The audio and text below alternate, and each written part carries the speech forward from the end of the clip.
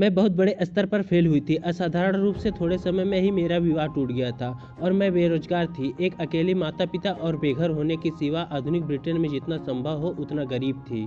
मेरे लिए मेरे माता-पिता के मन में जो डर था और जो डर मेरे मन में अपने लिए था, वो दोनों सच हो गए थे और हर सामान्य मानक के अनुसार मैं सबसे बड़ी असफलता थी जिसे मैं जानती थी।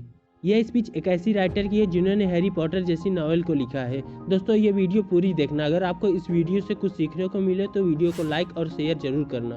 क्या आप एक सपने को पाने के लिए सब कुछ जोखिम में डालने की कल्पना कर सकते हैं? क्या आप उस सपने को थामे रह पाएंगे जब आप अपने परिवार का साथ देने के लिए संघर्ष कर रहे हों? हम बात कर रहे हैं जेके रॉलिंग की, जिन्होंने अपनी मां की मृत्यु, अपने पहले बच्चे का जन्म, अपने पहले पति से तलाक और गरीबी तब तक झेली है जब तक कि उनकी पहली novel Harry Potter and the philosophers stone 1970 में पब्लिश नहीं हुआ। अगर आप ये सब कर सकते हैं तो आप उस सपने को पाकर ही रुकेंगे जिन्हें आप पाने की कोशिश कर रहे हैं। ज़्यादातर लोग जेके रॉलिंग को हैरी पॉटर सीरीज के सबसे सफल राइटर के रूप में जानते होंगे, लेकिन सफलता से पहले उनको किन संघर्षों का सामना करना पड़ा उसको शायद ही कोई जानता होगा। इस असफलता से और अधिक दृढ़ संकल्प के साथ बाहर आना ही उनकी सफलता की पहली सीढ़ी थी। जेके रॉलिंग ने अपनी कड़ी मेहनत और लगन से वो कर दिखाया जो उन परिस्थितियों में असंभव सा लगता है। आपका दिमाग, आपकी सोचने की शक्ति कैसी होगी ये बचपन में ही पता चल जाता है। ठीक इसी तरह रॉलिंग भी बचपन से कहानियां लिखती थी और अपनी छोटी बहन को सुनाती थी। उन्होंने मात्र 6 साल की उम्र में ही कहानी लिख दी थी। रोलिंग चाहती थी कि वे ऑक्सफोर्ड यूनिवर्सिटी से पढ़े, लेकिन प्रॉब्लम से तो उन्हें लड़ना ही था।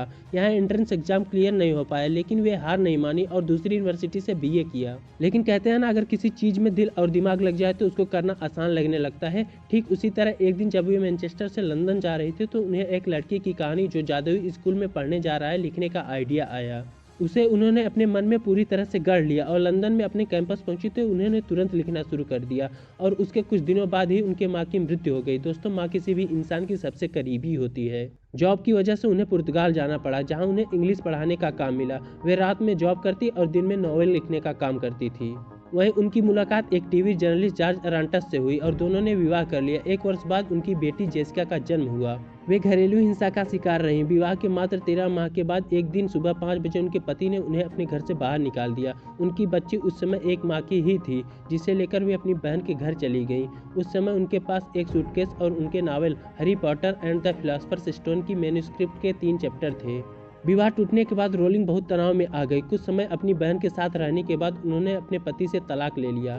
इन सब बुरे दिनों में भी रोलिंग हैरी पॉटर लिखना जारी रखा और बहुत से रिजेक्शन के बाद एक पब्लिशिंग हाउस ने पहली बार Harry Potter and philosopher's stone को छापना शुरू किया और वर्ष 2000 में 24 घंटे के अंदर ही Harry Potter and the deathly hallows की 83 लाख कॉपीज बिक गई, जो कि एक वर्ल्ड रिकॉर्ड है। तथा 2001 में इसी नॉवल पर फिल्म भी बननी शुरू हुई।